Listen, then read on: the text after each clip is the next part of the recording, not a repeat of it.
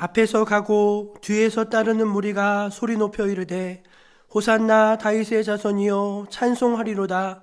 주의 이름으로 오시는 이여 가장 높은 곳에서 호산나 하더라. 아멘. 사랑의 하나님, 종려주일 주님의 백성들이 성전에 모여 예배드립니다. 백성들이 종려나무 가지를 흔들어 오시는 메시아를 영접했던 것 같이 저희도 기쁜 마음으로 주님을 영접하게 하시고 무리들이 따르며 호산나 찬송했던 것 같이 저희도 이 시간 주님께 합당한 영광을 돌리게 하옵소서. 이곳에 오셔서 임재하여 주시고 모든 영광은 주님 홀로 받아 주옵소서. 예수 그리스도의 이름으로 기원하옵나이다. 아멘. 자리에서 일어나 영광의 찬송 하나님 앞에 올려드리겠습니다.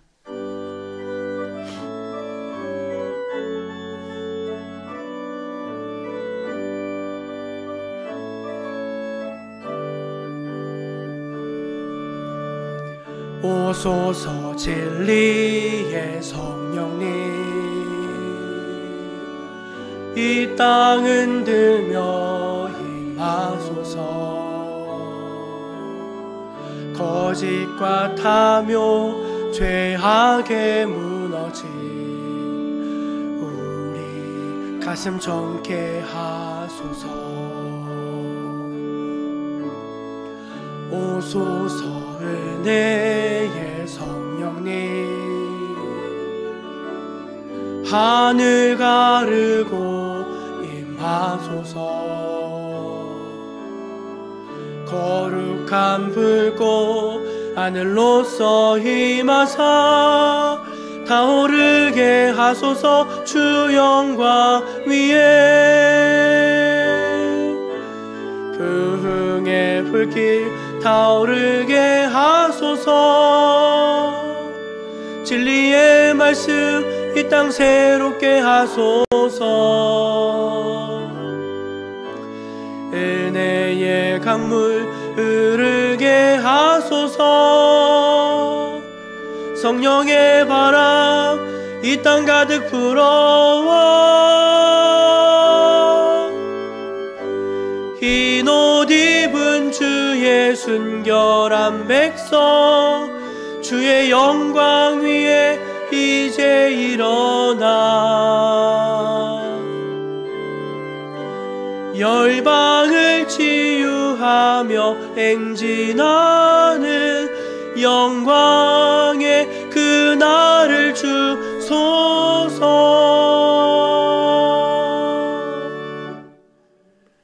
이제 하나님 앞에서 우리의 지나온 한 주간의 삶을 겸손하게 되돌아보면서 감사의 기도, 회개의 기도를 올려드리겠습니다.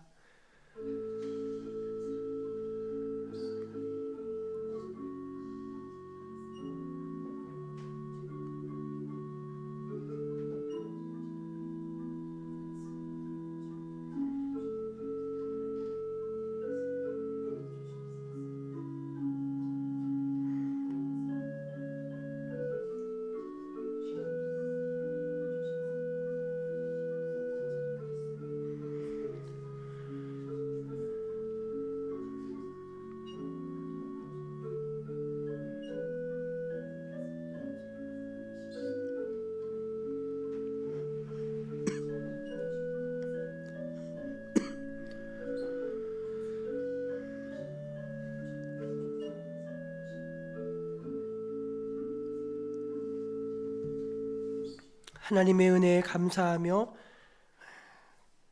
그 은혜에 합당하게 영광을 올리는 백성들, 자신의 죄를 아파하며 그 죄를 자백하고 주님께 용서를 구하는 백성들에게 우리 주님은 이렇게 말씀하십니다. 나 곧 나를 위하여 내 허물을 도말하는 자니 내 죄를 기억하지 아니하리라. 아멘. 사도신경으로 함께 신앙 고백하겠습니다. 나는 전능하신 아버지 하나님 천지의 창조주를 믿습니다. 나는 그의 유일하신 아들 우리 주 예수 그리스도를 믿습니다. 그는 성령으로 잉태되어 동정녀 마리아에게서 나시고 본디오 빌라도에게 고난을 받아 십자가에 못 박혀 죽으시고 장사된 지 사흘 만에 죽은 자 가운데서 다시 살아나셨으며 하늘에 오르시어 전능하신 아버지 하나님 우편에 앉아 계시다가 거기로부터 살아있는 자와 죽은 자를 심판하러 오십니다. 나는 성령을 믿으며 거룩한 공교회와 성도의 교제와 죄를 용서받는 것과 몸의 부활과 영생을 믿습니다. 아멘. 성시교독은 시편 31편입니다. 여호와여, 내가 고통 중에 있사오니 내게 은혜를 베푸소서. 내가 근심 때문에 눈과 영혼과 몸이 쇠하였나이다. 내 일생을 슬픔으로 보내며 나의 연수를 탄식으로 보내며 내 기력이 나의 죄악 때문에 약하여지며 나의 뼈가 쇠하도소이다. 내가 잊어버린 바 됨이 죽은 자를 마음에 두지 아니한 같고 깨진 그릇과 같으니이다. 내가 무리의 비방을 들었으므로 사방이 두려움으로 감싸였나이다. 그들이 나를 치려고 함께 의논할 때 내 생명을 빼앗기로 꾀하였나이다. 여호와여, 그러하여도 나는 주께 의지하고 말하게 될 주님의 하나님이시라 하였나이다. 나의 앞날이 주의 손에 있사오니 내 원수들과 나를 핍박하는 자들의 손에서 나를 건져주소서. 주의 얼굴을 주의 종에게 비추시고 주의 사랑하심으로 나를 구원하소서. 아멘. 자리에 앉아서 141장을 찬송하겠습니다.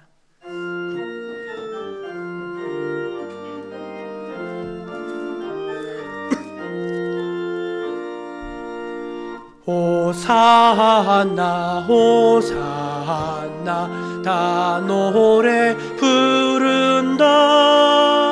수많은 아이들이 즐거운 노래로 그 품에 안으시고 복 주신 주님께 온몸과 마음 들여 주 찬양합니다. 저 감람산 길 따라 금물이 따르며 그 손엔 종려같이 흔들며 외친다.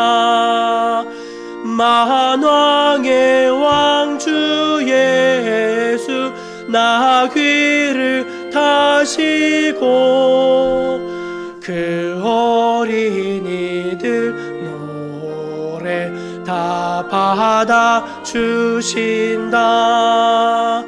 호산나 그의 노래 우리도 부르자. 주 예수 우리 구주 우리의 전능왕 온몸과 마음 다해 목소리 높여서 영원히 기쁜 노래 주 앞에 드리자.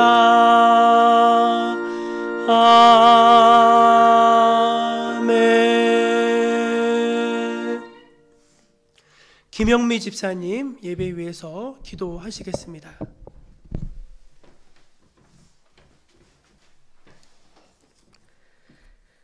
사랑이 많으신 하나님, 지난 한 주도 눈동자처럼 보호하여 주시고 거룩한 주일을 맞아 겸손히 예배하게 하시니 감사합니다. 특별히 종려주의를 보내며 우리를 위해 베푸신 하나님의 구원의 은혜와 예수님의 십자가 사랑에 감사와 찬양을 올려드립니다. 이 시간 아무런 공로는 없지만 예수님의 십자가 보혈을 의지하여 간구하오니 우리의 죄악을 용서하여 주시옵소서. 우리를 위해 죽으시고 부활하신 예수님을 향한 겨자씨만한 믿음을 가지고 주님 앞에 나왔사오니 긍휼히 여기사 우리의 죄를 깨끗하게 하여 주시옵소서. 아멘. 초라한 나귀를 타고 예루살렘으로 입성하신 예수님, 이 시간 엎드린 저희들도 주님처럼 겸손과 순종의 삶을 살아가길 원합니다. 세상의 헛된 영광을 쫓는 어리석음을 버리고 주님 뜻을 따라 섬김과 헌신의 삶을 살아가게 하시옵소서. 저희 안에 있는 교만과 이기심을 십자가 앞에 내려놓고 오직 주님의 사랑으로 충만하게 채워주시옵소서. 아멘. 내일부터 시작되는 고난주간 특별 새벽 기도의 가운데 복을 주시고 충만한 은혜를 주시옵소서. 아멘. 성도님들에게 매일 아침 주님을 만나는 기쁨을 주시고 꺼져가는 성령의 기름 부어주셔서 우리의 이웃에게 주님을 증거하는 주님의 제자의 삶을 살게 하옵소서. 고난주간 동안 더 경건히 주님의 고난을 더 깊이 묵상하는 한 주가 되게 하옵소서. 말씀을 전하실 목사님께 영육간의 강건함을 주시고 일주일 동안 기도하며 준비하신 하나님의 말씀이 선포될 때 한마디 한마디가 저희들의 마음밭에 잘 심겨져서 험한 세상 살아갈 때 일어설 수 있는 힘이 되게 하시고 지혜가 되게 하옵소서. 아멘. 보이지 않는 곳에서 무거운 자기 십자가를 지고 하나님의 나라와 영광을 위해 묵묵히 헌신하는 주의 성도들을 기억해 주시고 주님께서 그들과 동행하셔서 넘어질 때 일으켜 주시고 힘든 순간과 포기하고 싶은 고미가 온다 해도 먼저 그 길을 걸어가신 주님의 뒷모습을 바라보며 다시 힘을 내어 십자가의 길을 걸어가게 하옵소서. 모든 말씀 우리를 죄에서 구원하신 예수님 이름으로 기도드렸습니다. 아멘.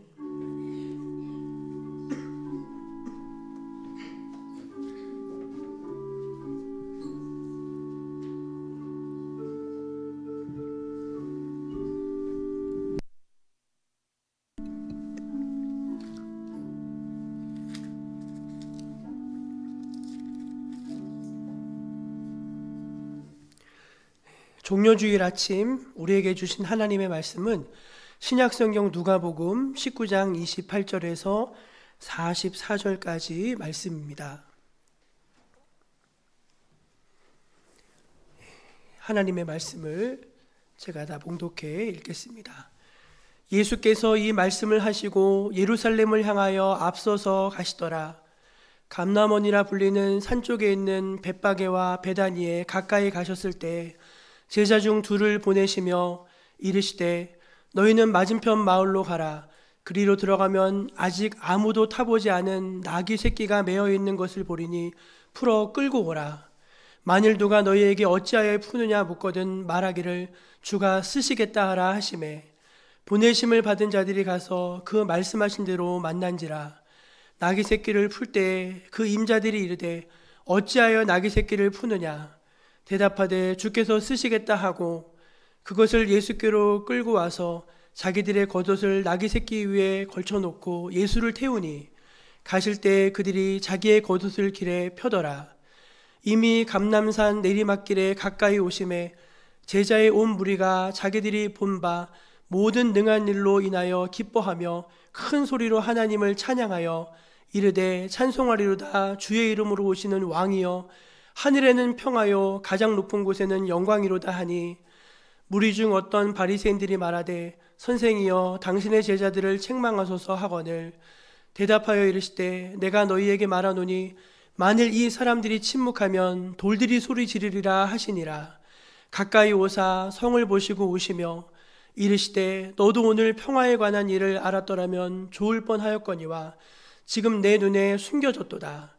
날이 이를지라 내 원수들이 토둔을 쌓고 너를 둘러 사면으로 가두고 또 너와 및 그 가운데 있는 내 자식들을 땅에 메어치며 돌 하나도 돌 위에 남기지 아니하리니 이는 내가 보살핌을 받는 날을 알지 못함을 인함이니라 하시니라. 아멘. 이 말씀은 오늘 우리에게 주신 귀한 은혜의 말씀입니다. 이제 하모니 중창단 앞에 나오셔서 하나님 앞에 찬송으로 영광을 돌리시겠습니다.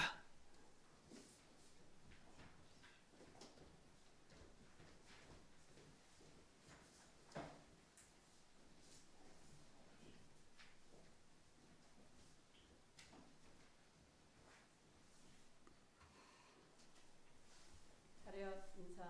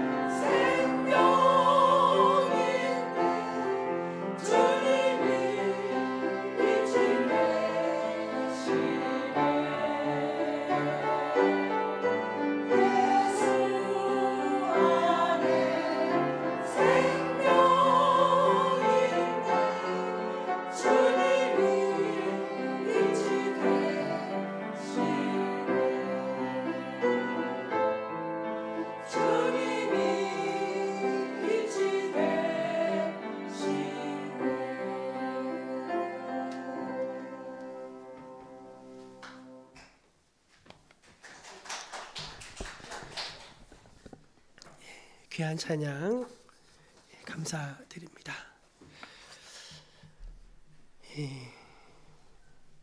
오늘은 종려주일입니다.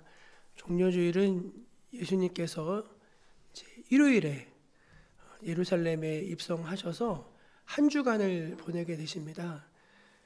그리고 이제 월요일 날 성전 정화를 하시고 또 바리새인들과 논쟁하시고 또 이제 붙잡혀 재판을 받으시고 이제 금요일 날 십자가에 못 박혀 죽게 되십니다. 그래서 그 금요일을 성금요일이라고 표현하고 그렇게 예수님이 십자가에 못 박히신 다음에 3일 만에 부활하신 날을 부활절이라고 부릅니다.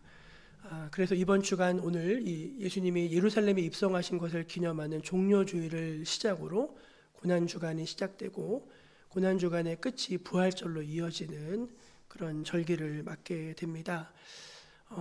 교회는 이번 주간 또 특별 새벽 기도회를 준비하고 있는데 여러분 모두가 사모하는 마음을 가지시고 또 영적인 회복을 위해서 또 많이 참여하고 기도하는 시간 가질 수 있으면 좋겠습니다.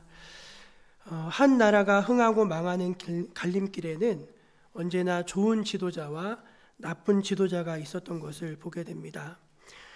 독일의 비스마르크라는 걸출한 지도자를 만났을 때 통일이 이루어졌고 유럽의 강국으로 자리매김하게 됐습니다. 하지만 히틀러라는 지도자를 만났을 때 전쟁과 대학살, 국가 분열이라는 비극의 길로 갈 수밖에 없었습니다. 우리나라 역시 예외가 아니죠. 세종대왕과 같은 좋은 성군을 만났을 때 우리말이 생겼습니다. 그리고 과학기술이 발전했고 문화가 융성해졌습니다. 반면 연산군과 같은 폭군을 만나게 됐을 때 백성들이 고통을 받고 국군이 기울었고 민심은 흉흉해졌습니다. 어떤 지도자를 만났느냐에 따라서, 어떤 리더를 따라갔냐에 따라서 우리 개인의 삶뿐 아니라 한 나라의 미래까지도 달라질 수 있다는 사실을 우리는 한번 마음 깊이 새겨야 할 것입니다. 불행히도 우리나라는 최근 10년 사이에 2명의 대통령이 탄핵되는 아픔을 겪었습니다. 이는 단순히 개인의 잘못이나 정치적 사건을 넘어서 우리 사회가 리더십의 본질을 얼마나 간과해 왔는지를 보여주는 경고의 메시지라고 볼 수도 있습니다. 6월 3일 우리는 대한민국의 새로운 지도자를 선출해야 합니다. 여러분은 그 지도자를 선택할 때 어떤 것을 기준으로 삼으시겠습니까? 어떤 사람이 우리의 리더가 되고 지도자가 될 때 이 나라가 바른 길로 나아갈 수가 있겠습니까? 저는 오늘 본문의 말씀을 묵상하면서 종료주일임에도 불구하고 리더로서의 예수님의 모습을 생각해 보게 되었습니다. 예수님은 탁월한 지도자일 뿐만 아니라 정말로 좋은 지도자였구나라는 사실을 마음속에 그려보게 됐습니다. 오늘 말씀을 보면은 예수님이 예루살렘에 입성하시는데 성경을 읽어보면은 6월절이 되면은 관례대로 항상 예루살렘에 가셨어요. 그런데 이번 예루살렘에 들어가시는 입성의 특별한 것은 왕으로서 입성하시는 입성이고 그의 마지막 입성이기 때문에 그렇습니다. 예수님이 이번에 입성하시면은 고난당하시고 십자가에 못 박혀 죽게 되십니다. 오늘 말씀은 예수님이 예루살렘의 왕으로 입성하고 계시다는 사실에 대해서 분명히 증언합니다. 38절입니다. 38절이요. 시작. 찬송하리로다 주의 이름으로 오시는 왕이요.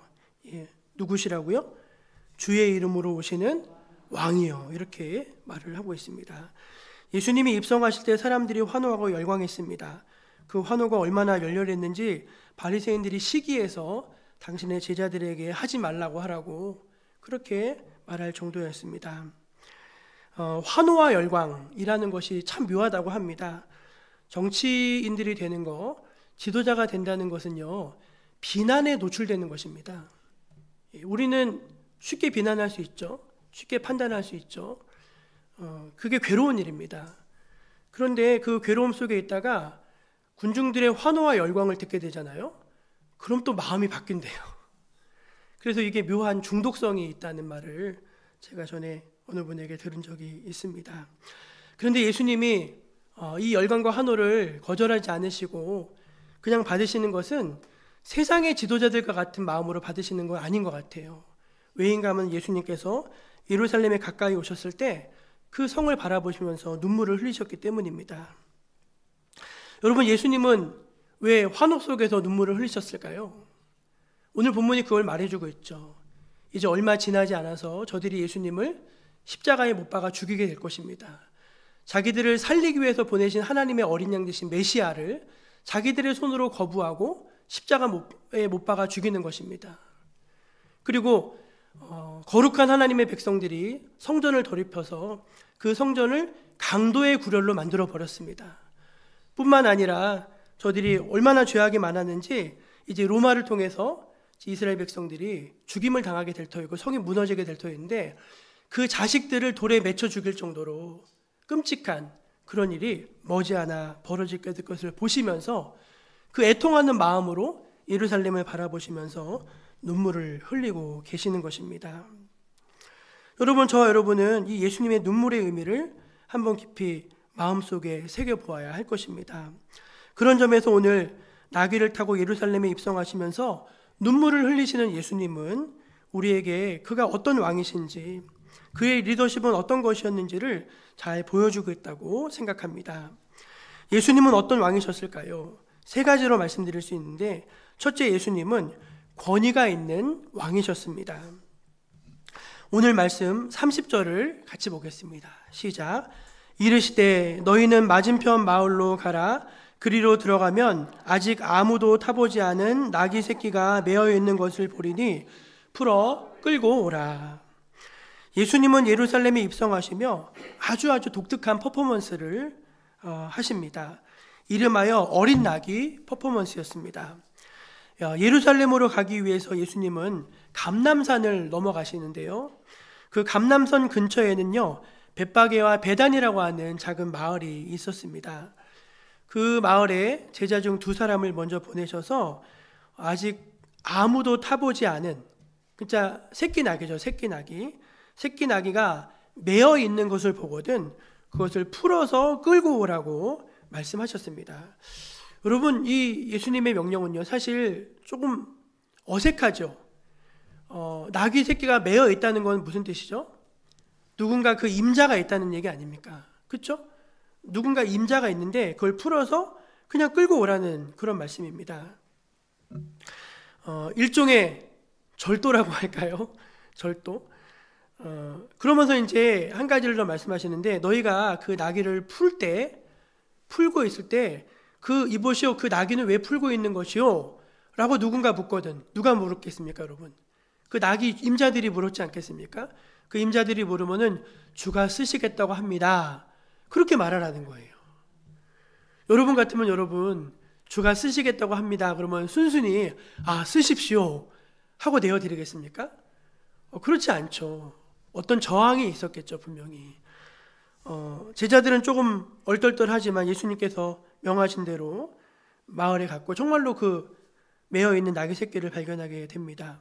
그리고 이제 그 나귀를 이렇게 풀었는데 나귀 임자들이 나타나가지고 이보시오, 그 나귀는 왜 푸는 겁니까? 하니까 주가 쓰시겠답니다. 대답했습니다. 그러자 이 사람들이 너무 순수하게 그냥 그 나귀를 주님께 내어드리는 것입니다. 그래서 이 제자들이 예수님께 그 나귀를 가지고 왔고 예수님은 그 나귀를 타고 예루살렘에 입성하시는 사건입니다. 여러분, 왜 나귀의 주인들은요, 아무 저항 없이 나귀를 그냥 내어드렸을까요? 그것은 바로 예수님이 이 나귀를 포함한 모든 것의 주인 되시기 때문입니다. 그리고 여러분, 이것은 또 무엇을 말하냐면은 그의 입의 말에 권위가 있다는 것을 보여줍니다. 그러니까 그가 말씀하시면은 그 말씀대로 되어지는 것이고, 그가 말씀하시면은 그 말씀에 따르는 것입니다. 여러분, 지도자에게는요, 권위라는 것이 있습니다. 권위. 여러분, 아무 권위가 없다면은요, 누가 그 사람의 말을 듣겠습니까? 누가 그 사람을 따르겠습니까? 그렇지 않아요, 여러분? 근데 예수님이 하시는 그 말에 권위가 있었고, 그 말씀대로 이루어지는 능력이 있었고, 그렇기 때문에 이 말이 그대로 성취되어지고 있는 것입니다. 예수님이 또 성에 들어가실 때 백성들이 나와서 이렇게 찬양하고 환영했습니다. 38절이요. 38절 말씀. 네, 그 다음이요. 38절 시작. 찬송하리로다 주의 이름으로 오시는 왕이여, 하늘에는 평화요 가장 높은 곳에는 영광이로다. 예, 찬송하리로다 주의 이름으로 오시는 왕이시여, 하늘에는 평화 가장 높은 곳에는 영광. 여러분, 이거 어디서 많이 들어본 말씀 같지 않습니까? 하늘에는 영광, 땅에는 평화. 예수님이 이 땅에 나셨을 때 천사들이 하늘에서 했던 찬양이 순서만 바뀌었지 똑같은 내용으로 백성들의 입을 통해서 찬양되어지고 있는 것을 보게 됩니다. 여러분, 이 찬양이 그러니까 무엇을 말하냐면 예수님이 메시아로서 지금 예루살렘에 들어가신다는 그런 얘기죠. 그래서 지금 예수님이 어린 나귀를 새끼를 타고 성 안으로 들어가시는 아주 참 인간적으로는 볼품없는 그런 퍼포먼스지만, 사실은 그의 말씀에 권세가 있고 권위가 있고 그가 메시아로서 이 예루살렘에 들어가고 있다는 것을 가장 극명하게 보여주는 것이 이 어린 나귀를 타고 들어가는 그런 사건이라는 말씀입니다. 사랑하는 여러분, 예수님은 권위가 있는 분임을 믿으시기를 바랍니다. 그는 그 권위로 우리를 다스리십니다. 오늘 우리 사회가 이렇게 힘들고 어려운 이유가 뭘까요, 대체? 모든 사회의 권위가 다 무너지지 않았습니까? 학교의 권위가 무너졌어요, 여러분. 그쵸? 예. 옛날에는요, 우리나라에 국가에 원로들이라는 분들이 계셨습니다. 원로들. 소위 말해서 이렇게 나라를 위해서 많이 봉사하시고 애쓰셨던 분들, 그분들이 진영을 넘어서서 모든 사람들에게 사랑과 존경을 받으셨어요. 그렇지 않습니까?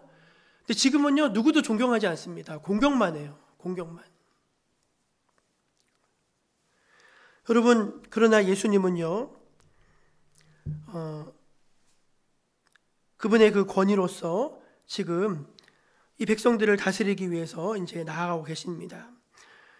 예수님의 권위는 하나님의 아들로서의 신적인 권위였습니다. 그의 말에는 능력이 있었어요. 왜죠? 다른 모든 지도자들은요, 말과 행동이 달랐어요. 그렇죠? 오늘 우리 사회가 권위가 무너진 이유 중에 하나가 말과 행동이 다르잖아요. 그때는 맞고 지금은 틀리잖아요. 내가 하면 로맨스고 남이 하면 불륜이잖아요. 모든 것이 사람들이 그렇게 상대적으로만 보기 때문에 그 권위가 무너진 것이죠. 그런데 예수님은 그러지 않으셨다는 것입니다. 예수님은 당신의 말과 당신의 행동이 일치하셨기 때문에 그 말에 권세가 있었던 것입니다. 사랑하는 여러분, 저는 이 말씀을 묵상해 보면서 여러분의 가정에 건강한 권위가 세워질 수 있게 되기를 축복합니다. 자녀들은 부모를 어떻게 대해야 되죠? 공경해야죠. 무례하게 부모를 대하는 자녀들이 얼마나 많은지 모릅니다. 왜 그럴까요? 그 가정 안에 건강한 질서가 무너졌기 때문입니다. 교회에도 권위가 세워지기를 바랍니다. 교회는 어떤 권위가 세워져야 됩니까? 교회는 경건한 권위가 세워져야 됩니다. 경건한 권위가. 그 경건한 권위 아래 순종하게 되는 것이죠. 우리나라에 합리적인 권위가 세워지기를 원합니다. 예수님의 어소리티, 그 예수님의 이런 아름다운 권위가 있었기 때문에 하나님은 모든 무릎을 예수님의 무릎에, 예수님의 이름 앞에 꿇게 하시고 모든 입으로 그리스도를 주라 시인하게 하셨던 것입니다. 하나님 아버지께 영광 돌리게 하신 것이죠. 누구를 통해서요? 예수 그리스도를 통해서 영광 돌리게 하신 것입니다. 권위 있는 왕으로서 예수님이 예루살렘에 들어가시고 계시고 이 땅의 모든 무너진 권위들을 예수님이 마음의 주인 되심으로 권위를 다시 세워주시고 계시는 것이죠. 저와 여러분의 마음에 누가 주인이십니까? 예수님이 여러분의 마음의 주인 되셔서 그분의 권위를 인정하며 따라갈 수 있는 저 여러분이 되시기를 축원합니다. 두 번째, 예수님은 권위가 있으셨지만 동시에 겸손하셨습니다. 오늘 말씀 35절을 한번 읽어보겠습니다. 35절 시작. 그것을 예수께 끌고 와서 자기들의 겉옷을 나귀 새끼 위에 걸쳐놓고 예수를 태우니. 웃기죠, 여러분? 잘 생각해 보시면은 나귀도 작아요. 그렇죠? 말은 키가 크거든요. 좋은 말들일수록 키가 큽니다. 근데 나귀는 키가 작죠. 근데 나귀 새끼니까 얼마나 작았겠습니까? 그러니까 성인이 타면은요, 아마 발이 땅에 닿을 정도로 나귀가 작았을 것입니다. 보통 왕들은 키가 큰 군말을 타고 다닙니다. 어떤 말을 타느냐가 그 사람의 신분과 지위를 나타내 줍니다. 그러나 나귀는 사람을 태우는 것보다는 짐을 싣고 다니는 용도로 많이 쓰여집니다. 여러분 한번 그림을 그려보십시오. 너무 웃기지 않습니까? 하늘과 땅의 모든 권세를 가지신 분이 왜 이런 초라한 나귀를 타고 예루살렘에 들어가고 계시는 것일까요? 거기에 대해서 스가랴 선지자가 400년 전에 이런 예언을 했습니다. 스가랴 9장 9절 말씀입니다. 시작. 시온에 따라 크게 기뻐할지어다. 예루살렘에 따라 즐거이 부를지어다. 보라, 내 왕이 내게 임하시나니 그는 공의로우시며 구원을 베푸시며 겸손하여서 나귀를 타시나니 나귀의 작은 것 곧 나귀 새끼니라. 아멘. 그분은 겸손하여서 나귀를 타시는데 그냥 나귀도 아닌 나귀의 작은 것, 나귀의 새끼를 타셨다고 말씀하고 있습니다. 여러분, 나귀 타고 성에 들어오신 예수님을 상상해 보십시오. 예수님이 군말을 타고 왔으면요, 백성들이 다 머리를 조아려야 되지 않겠습니까? 그렇죠? 그 왕들이나 장군들이 군말을 타고 오면 백성들이 다 엎드리잖아요. 옛날에 왕의 행차를 보면은. 근데 예수님의 행차를 보면요, 완전히 축제예요, 축제. 동네 애들이 막 나와가지고 막 뛰어다니면서, 옛날에 우리 소방차 소독하는 차 막 따라다니듯이 막 따라다니면서 종려나무 가지를 흔들고 사람들이 자기 겉옷을 길에 펴드리고 막 찬송하고 그런 모습을 한번 생각해 보십시오. 그러니까 거기 있는 사람들이 다 예수님의 얼굴을 볼 수 있는 거예요. 사람들의 눈높이하고 예수님의 눈높이가 딱 맞는 것입니다. 말을 타고 오셨다면 그럴 수 없었겠죠. 근데 예수님은 나귀를 타고 오셨기 때문에 이제 그들과 그 눈높이를 함께 할 수 있는 것입니다. 대통령 후보 서로 토론하면요, 늘 물어보는 질문이 있죠. 버스비가 얼마인지 아십니까? 전철값이 얼마인지 아십니까? 파한단이 얼마인지 아십니까? 매번 그거 다 물어보잖아요. 이제는 뭐 학습이 돼가지고 막 공부하고 나오겠죠. 근데 예수님은요, 파한단이 얼마인지 아셨어요. 아셨다니까요. 왜냐하면 예수님은요, 항상 시장을 다니셨거든요. 예수님은 왕궁에 계시지도 않고 의회에 계시지도 않고 항상 사람들하고 같이 다니셨어요. 그래서 어느 날 그 사람들이 얼마나 삶의 자리가 고단한지, 저분들의 고민이 무엇인지 그거를 알고 계셨습니다. 여러분, 겸손이라고 하는 거는 그런 게 아닐까요?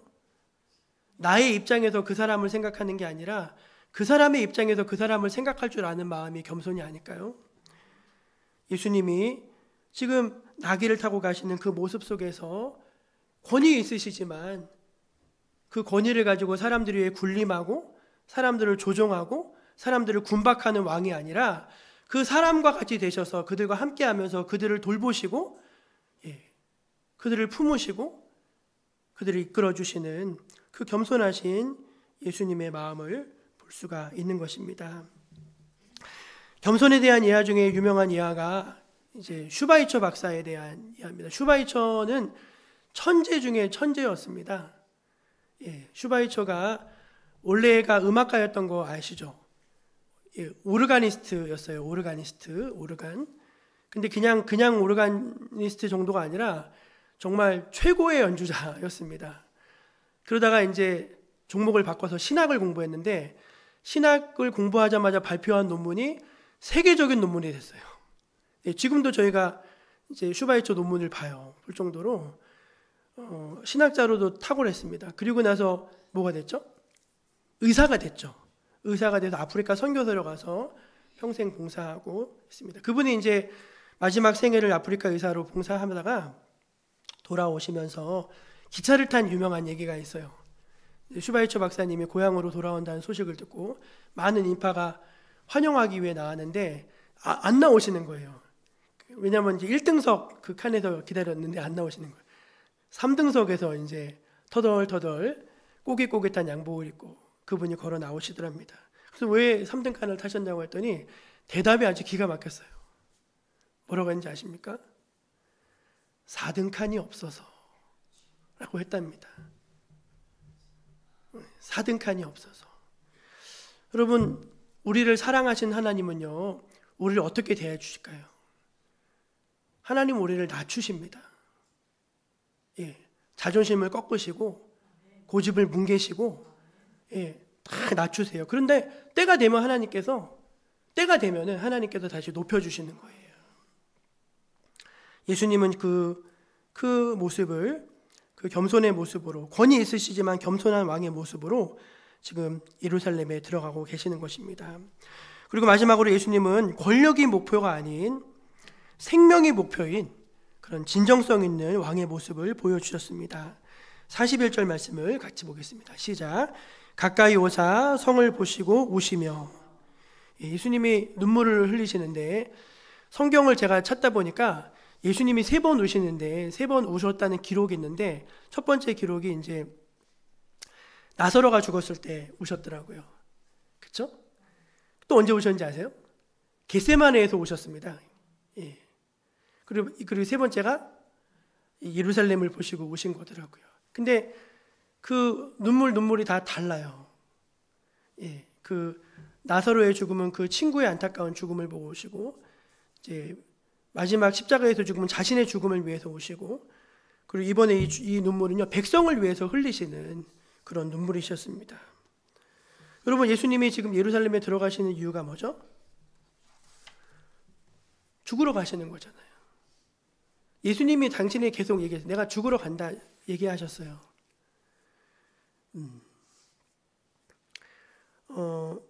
백성을 위해서 자기의 생명을 주는 것만큼 진정성이 있을까요? 우리가 누구를 따른다고 했을 때 그 사람을 언제 인정하고 따르게 되죠? 그 사람이 진심으로 나를 대해줄 때 아닙니까? 이 사람이 뭘 하는데 그게 너무 진정성이 있는 거예요. 그럴 때 그 사람을 따라가야 되지 않겠습니까? 자기의 생명을 주는 것만큼 진정성 있는 내어줌이 있을까요? 예수님은 지금 자기의 생명을 내어주시기까지 이제 백성들을 위해서 그게 모든 걸 주고 계시는 것입니다. 그 진정성이 이제 모두의 마음을 움직이게 되는 것이죠. 여러분, 저는 정치 얘기를 하는 것은 결코 아닙니다. 우리가 이제 새로운 지도자를 만나야 되는 그런 국가적으로도 중요한 시점이고, 근데 예수님은 왕에 대해서 이야기하시면서 한 번도 자기가 세상의 왕이 될 거라고 말씀하신 적이 없어요. 지금 백성들은 다 예수님이 환호하는 이유가 뭐죠? 로마의 압제에서 예수님이 우리를 구원해 줄 그런 세상의 왕이라고 생각했어요. 근데 나는 그런 왕이 아니야 라고 말씀하신 거죠. 그래서 유다가 배신한 거잖아요. 아무리 자기가 예수님을 모셨는데 예수님 밑에 있으면 뭔가 한 자리 얻을 것 같았는데 3년 정도 있어 보니까 이거 아닌 거예요. 어떻게 하죠?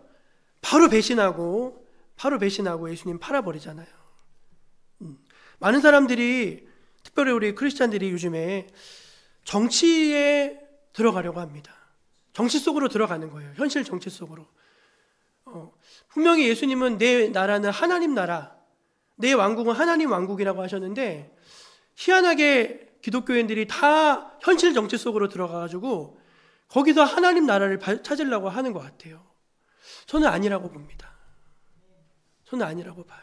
우리가 지금 왕으로 들어가시는 그 예수님의 모습을 바라보면서 어떤 사람이 참된 지도자인가, 그리고 우리는 우리는 어떤 지도자가 되어야 되는가, 오늘 이 말씀에서 우리가 그것을 배울 수 있어야 하겠습니다.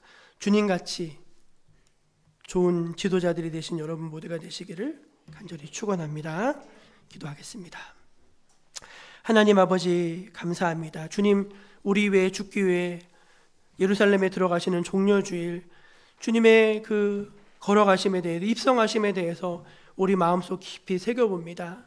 하나님, 이 세상에 좋은 지도자를 찾아보기가 어렵습니다. 주님이 참 좋은 지도자이십니다. 그런 주님의 모습을 기억하고 주님을 닮아가는 저희들 되게 하여 주시고, 우리 가운데도 하나님이 원하시는 좋은 지도자의 모습으로 성숙되어져가는 그런 모습이 늘 있게 하여 주옵소서. 예수님의 이름으로 기도합니다. 아멘. 자, 이제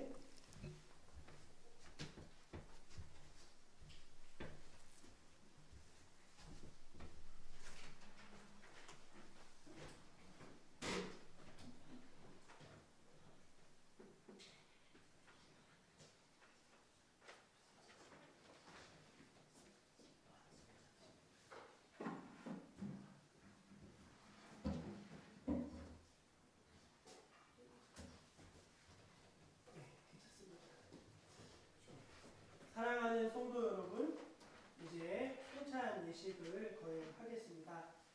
성찬은 주님의 살과 피를 먹고 마심으로 주와 한 몸으로 연합되는 거룩하고 신비한 예식입니다.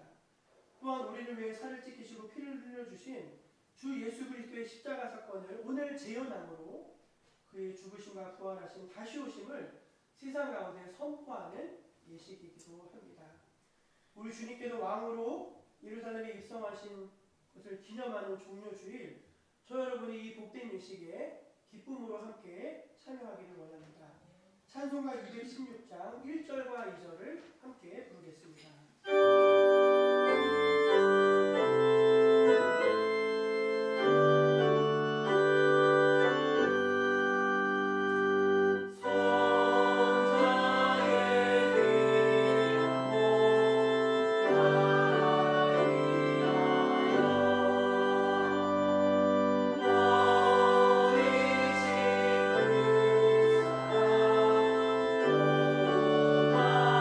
나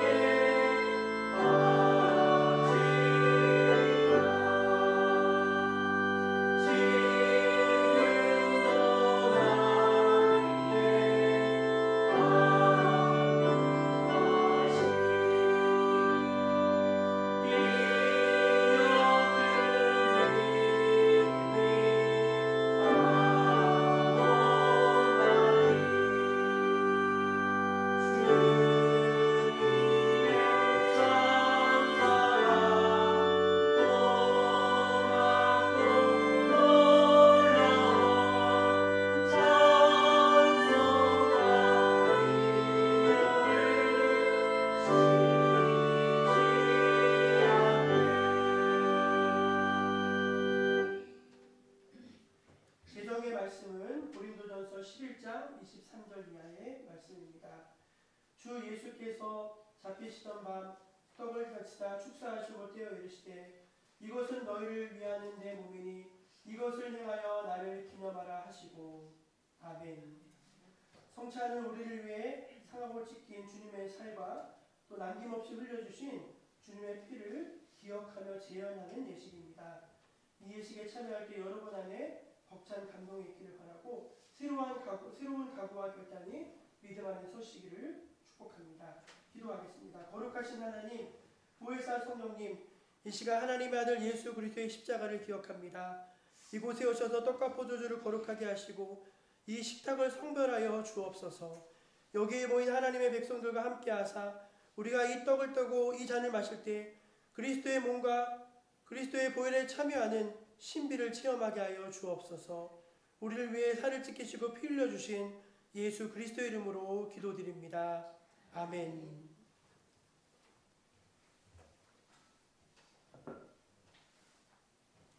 주 예수께서 잡히시던 날 밤이었습니다.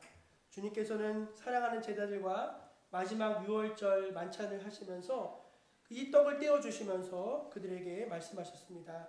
이것은 너희를 위하는 상하고 찢긴 내 몸이다. 받으라 먹으라 말씀하셨습니다. 이제 주님의 말씀대로 우리도 함께 주의 떡에 참여합시다. 한 분씩 앞으로 나오시기를 바랍니다.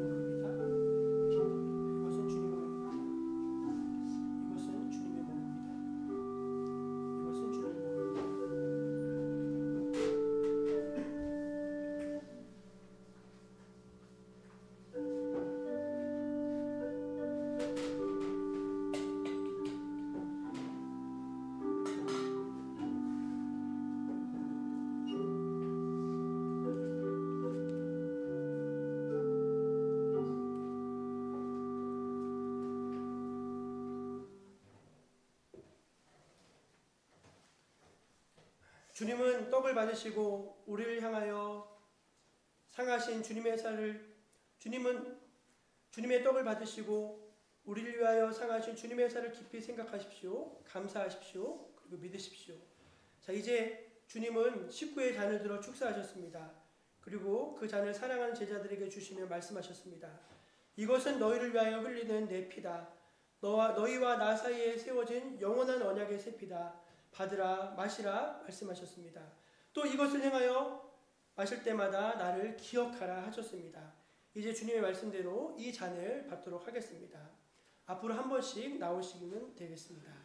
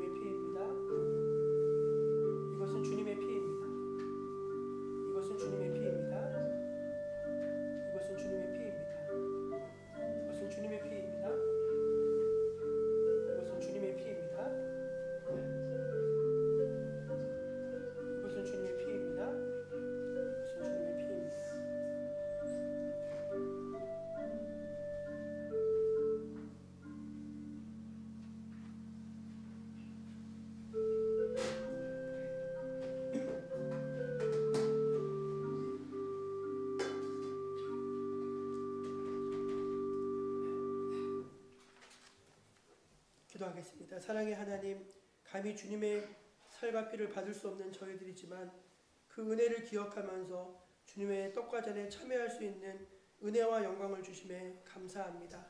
주님이 우리 안에 계시고 우리가 주님 안에 있는 것을 잊어버리지 않게 하시고 항상 주님을 모시고 주님과 함께 동행하는 삶을 살게 하여 주시옵소서. 주님 다시 오시는 그날까지 우리를 위한 주의 죽으심과 다시 살아나심을 세상 가운데 선포하는 저희들 되게 하여 주옵소서. 예수 그리스도 이름으로 기도합니다. 아멘. 찬송가 216장 3절과 4절을 현송하겠습니다.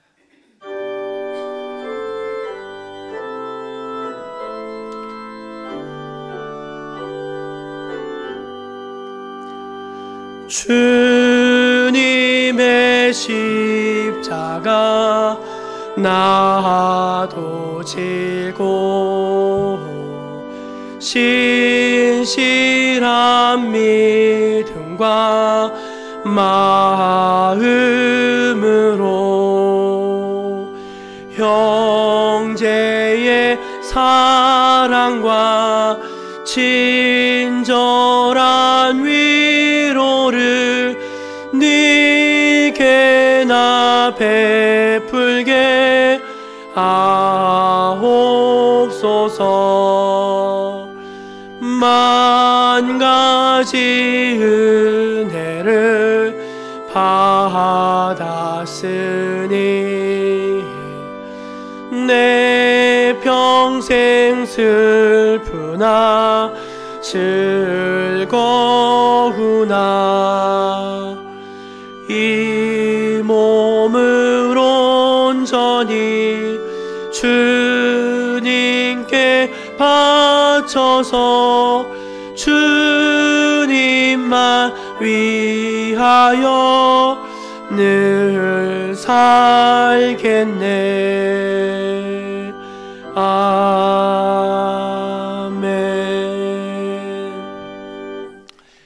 이제 봉헌하도록 하겠습니다. 찬송가 269장입니다.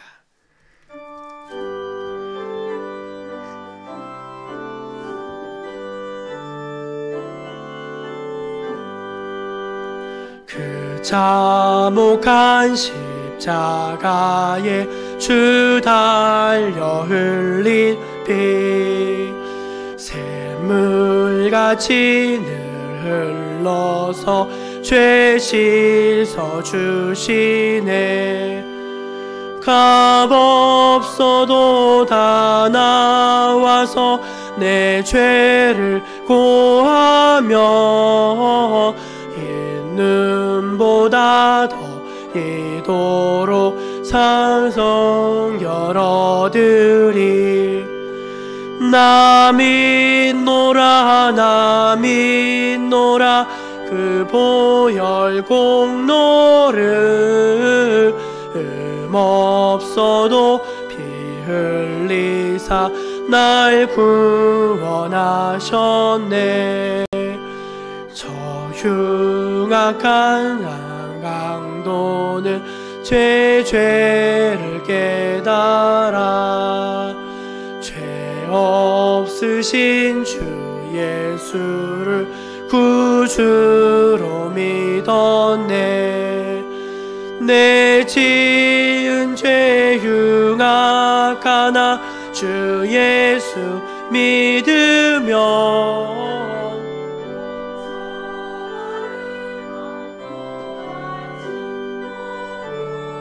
주시리. 나 믿노라 나 믿노라 그 보혈 공로를 흠없어도 피 흘리사 날 구원하셨네.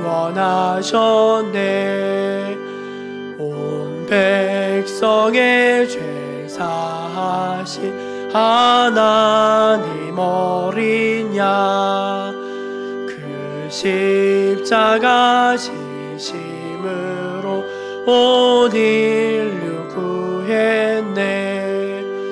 저 영원한 새 나라에 다 같이 모여서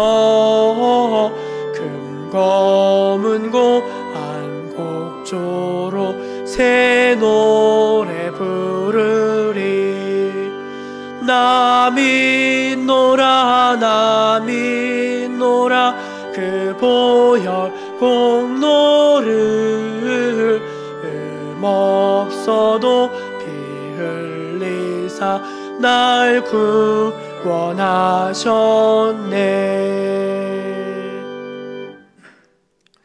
사랑의 주님, 우리 위해서 흘려주신 그 보혈의 공로, 그 가치는 값으로 헤아릴 수 없을 만큼 큽니다. 그 은혜에 너무너무나 감사하고 그 은혜가 너무나 우리에게 귀하여서 주님 앞에 나올 때 구별하여 작은 것이지만 정성을 담아서 예물을 가지고 나왔습니다. 하나님 아버지, 예물을 주님께 바쳐드리오니 주여 받아주시고 주의 나라와 주의 영광 위에서 아름답고 기나게 잘 쓰여지게 하여 주시옵소서. 떨면서 드리는 믿음의 헌물입니다. 주님께서 기쁘게 받아주시고 주님 앞에 드린 예물 위에 열매 나타나게 하여 주시옵소서.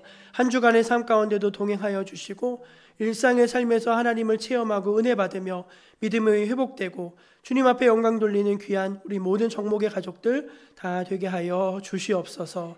이번 한 주간도 주님께서 저희와 동행해 줄 것을 믿고 감사하며 우리를 사랑하시는 예수님의 이름으로 기도합니다. 아멘. 교회표 한번 힘있게 외쳐보겠습니다. 성령의 능력으로 부흥하는 교회, 한 영혼을 소중히, 한 사람을 든든히. 아멘. 광고 말씀 드리겠습니다. 오늘은 종료주일이고 예배 때 성찬을 같이 나눴습니다. 돌아오는 주일은 부활절입니다. 여러분들 기억해 주시고 또 부활을 잘 준비하시면 좋겠습니다. 이번 주는 수요일이 아닌 금요일에 모여서 성금을 예배로 드리니까 착오 없으시기를 바랍니다. 고난주간 특별새벽기도의 주제가 거기 너 있었는가입니다. 5시 30분부터 본당에서 예배가 진행이 되고 각 부역별로 순서 맡으신 분들과 특송이 있습니다. 순서를 잘 확인하시고 준비해 주시면 좋겠고, 가능하시다면은 구역에서 좀 차량 운행을 도와주시면 좋겠어요. 저희가 특별새벽기도에는 다 운행하기가 사실 좀 쉽지가 않습니다. 그래서 특별새벽기도에 가능하면 구역에서 봉사해 줄 수 있는 분들은 구역에서 좀 봉사해 주시고, 또 구역 식구들 다 독려하셔서 같이 오시고, 피택 받으신 분들은 이제 임직 앞두고서 한 주간 기도주간으로 삼으셨으면 합니다. 그래서 오셔서 한 주간 하나님 앞에 기도하는 시간으로 삼아 주시기를 바랍니다. 부활절 찬양 연습, 글로리아 조이 중창단 수요일과 금요일과 토요일 이렇게 3번 모이도록 하겠습니다. 기억해 주시고 준비된 찬양으로 올려드릴 수 있도록 연습에 잘 참여해 주시기를 바랍니다. 지역 주민과 함께하는 1일 꽃시장 주보를 보시면 오늘 여러 가지 많이 들어갔죠? 거기 보시면 2장씩 이렇게 전단지를 넣어드렸습니다. 주변에 있는 이웃들에게 좀 알려주셔서 금요일 날 함께 참여하셔서 또 전도의 기회로도 삼으시고 하면 좋겠습니다. 그냥 가지 마시고 꼭 주변에 있는 이웃들에게 나눠주시기를 바랍니다. 이제 다 자리에서 일어나셔서 파송찬양 부르시니 축도로 마치겠습니다. 예배 시간은 질문하는 게 아니세요. 이따가 하시면 일어나시면 되겠습니다.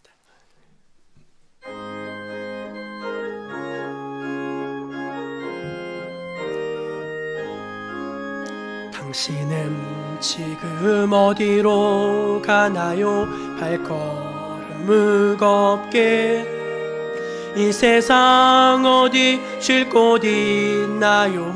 머물 곳 있나요?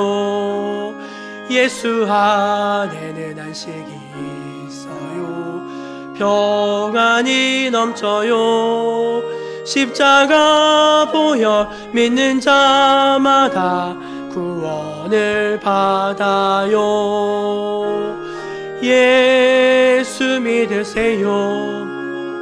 예수 믿으세요. 예수 믿으세요. 예수 믿으세요. 주 예수 그리스도의 은혜와 하나님 아버지의 크신 사랑과 성령의 교통하심이 하나님을 사랑하는 주님의 백성들 머리 위에 지금부터 영원까지 함께해 주시기를 축원하옵나이다. 아멘.